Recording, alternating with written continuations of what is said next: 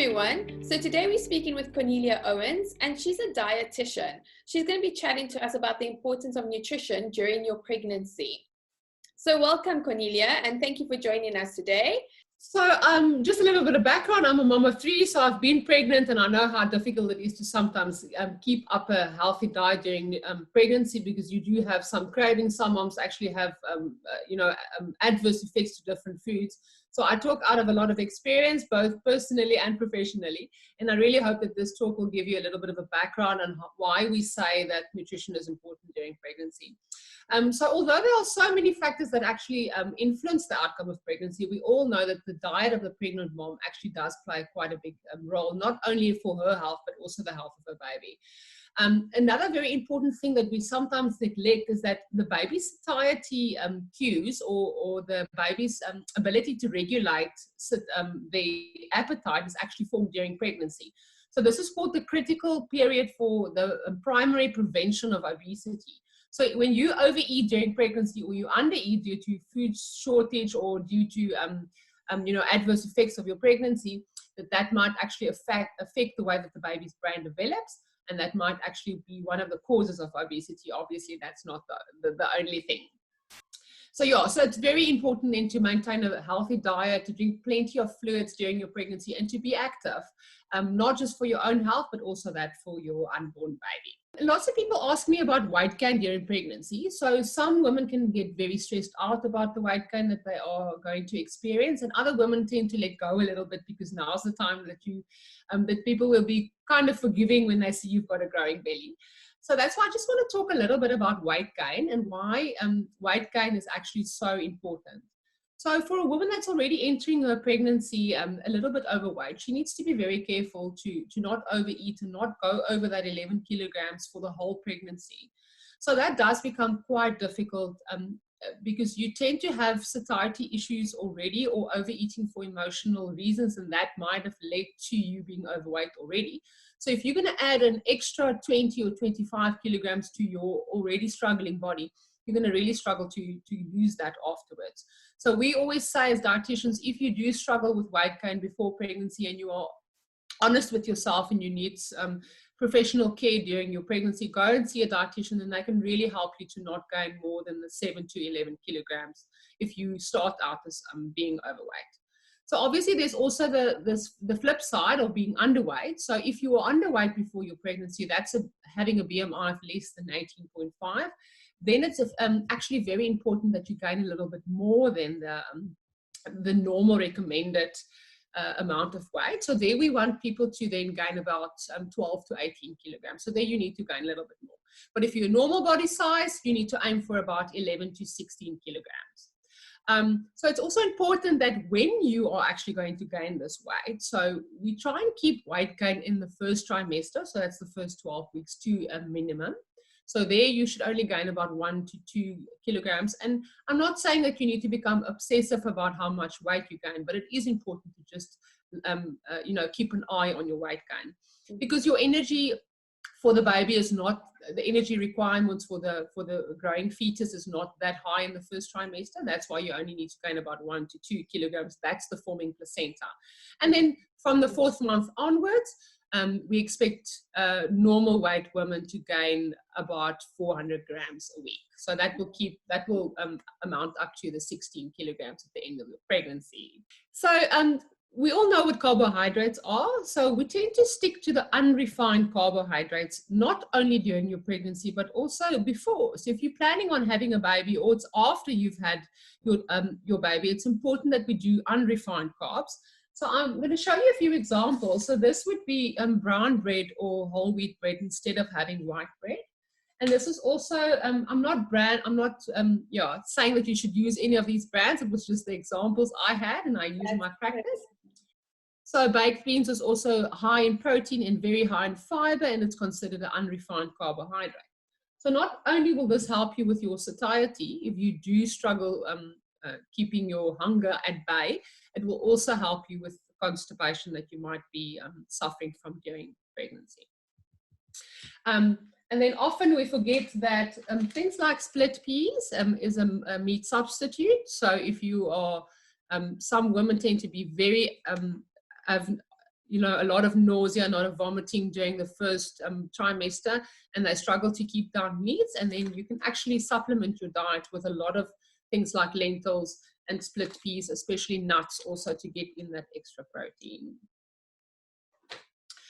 Okay, so now we need to talk a little bit about micronutrients. So supplements for pregnant women is a very big business, but it's not supposed to be very complicated. So there are a few vitamins that are actually very important during pregnancy that we can quickly talk about. The main ones that you can remember is iron, calcium, folic acid or folate, vitamin A, C, and K. So the reason why your body needs those extra vitamins in higher amounts during pregnancy is because that is what's important for your baby's growing body as well as brain. So a lot of people ask me, how should I get this in? Should I supplement my diet, or should I actually buy a micronutrient supplement? It's always advisable to first look at your diet to make sure that your diet has got sufficient amounts of these specific foods containing these vitamins. But some of them you would just not be able to eat in that big amounts. So that's why we do say it is good to supplement your diet with a micronutrient supplementation. Okay. It's also very interesting. There was a study done in 2020 in April, and they actually looked at the difference between supplementing with iron and folate only, like we used to always say according to WHO guidelines, versus if you use a multi-vitamin and mineral nutrient like the normal pregnancy vitamins you would find. And it was actually interesting to see that women and babies do better if you do the multi-vitamin and not only the iron and the folic acid. So just to show you a few examples of what you can take. So the first one is iron. So I always say that because you can become quite constipated during pregnancy due to the hormones, having an iron that is a little bit more gentle on your body, like this one from Solgar, it's a gentle iron, but you get many brands that make a chelated iron. Or my favorite is the Spartone liquid iron, which is highly absorbable. You take it with some orange juice or something that contains vitamin C. And seeing that there's a lot of pregnant moms that tend to want to go vegetarian or vegan, this is a very good option if you want to do the vegetarian one. It's quite pricey, but it's really very gentle and soft on your body. It's not going to cause constipation. And then the latest recommendation are also talking about vitamin D. So here you can see is a very high dose vitamin D. Please don't use this during your pregnancy without speaking to your gynecologist or your midwife or your dietitian, because it is quite high. But vitamin D tends to also be lacking in our maternal diets these days, and that can cause detrimental effects to the baby and to yourself. The other option is to have a vitamin like calcium, which contains your vitamin K and vitamin D3 already. So these are quite important for brain development and for nerve development. And then most of us know about things like folate. I prefer using folate instead of folic acid because folic acid is a synthetic form. Folate is much better for you. And there we recommend up to about 600 micrograms or 0.6 milligrams is recommended during pregnancy. So you would need to take 2 of these if you took them. So lots of people are asking us about omega-3. So that's also the big thing in research that showed that for optimal brain development, we need to have a little bit more omega-3 in our diets when we are pregnant. It's good for overall health, but it's especially important during pregnancy because it helps with the growth and development of your baby's central nervous system.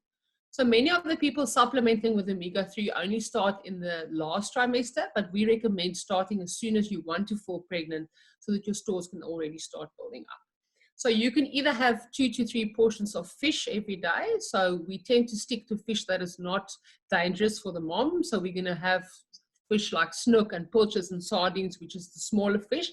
And that is relatively safe. So many pregnant moms are worried about the mercury intake of fish. And therefore you can also use flax seeds. So there you can see I've got my flax seeds, but it's not ground yet. Adding a little bit of ground flax seed that you freshly ground on top of your oats or your porridge in the morning will also give you a high dose of omega-3, which is very, very good for you. And this is also good for the option of the moms that are vegetarian. It's also very good to build up your omega-3 stores during pregnancy because you are going to need them when you are breastfeeding afterwards. So some of the general questions that I'm often asked during pregnancy is not specifically pertaining to specific foods, but non-food stuff. carbs. So the first thing is, what about caffeine? I'm very tired. I love my caffeine. I need to cut down. There's some myths around caffeine use during pregnancy. The first important thing to remember is that caffeine, your baby is unable to break down the caffeine. So if you are going to consume large amounts of caffeine, it's going to be problematic. You might have a fussy or restless baby once the baby is born, until that caffeine can actually work out of the baby's system. So if you are able to cut out caffeine completely, then that is the best option. But quickly, just to show you guys, so if you drink normal coffee, I'm not a Jacobs fan, I'm just using it because my husband likes it.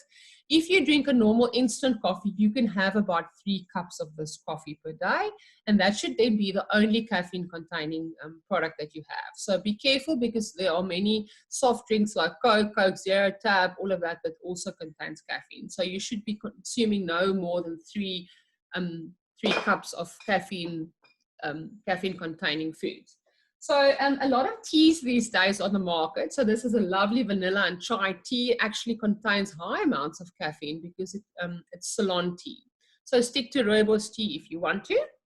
And then if you are going to have strong coffee, like any filter coffee, or if you've got a coffee machine at home where you actually use coffee beans, we say that this contains 200 milligrams of caffeine in 1 shot espresso, or 1 Americano, or 1 cappuccino, and that's actually equivalent to about 3 cups of instant coffee.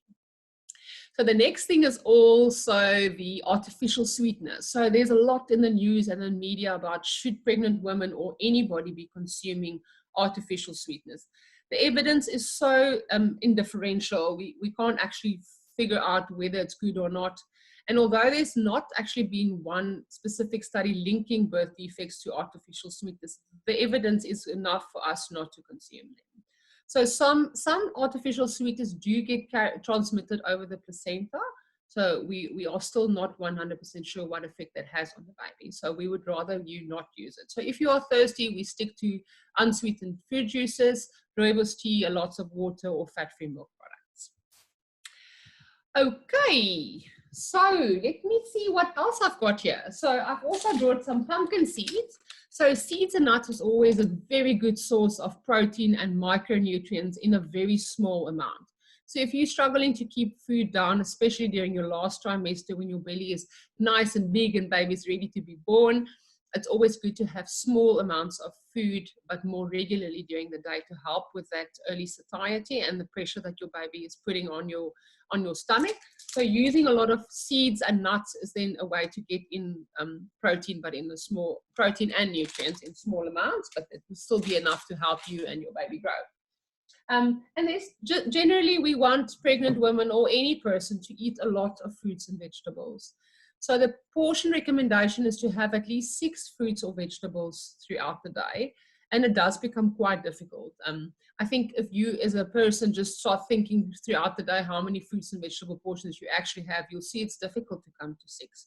So even though it's quite a tall order to ask moms that are already pregnant, and you might not feel so in tune with your body and things are not always so great, do try and push as much fruits and vegetables as you can. So constipation is a major concern during pregnancy. For that, we suggest going the natural route if you can. So drink lots of clean, safe water, ground flaxseed, like I've said earlier. Chia seeds is also a good option. 1/4 teaspoon of chia seeds maybe on your porridge or in a smoothie.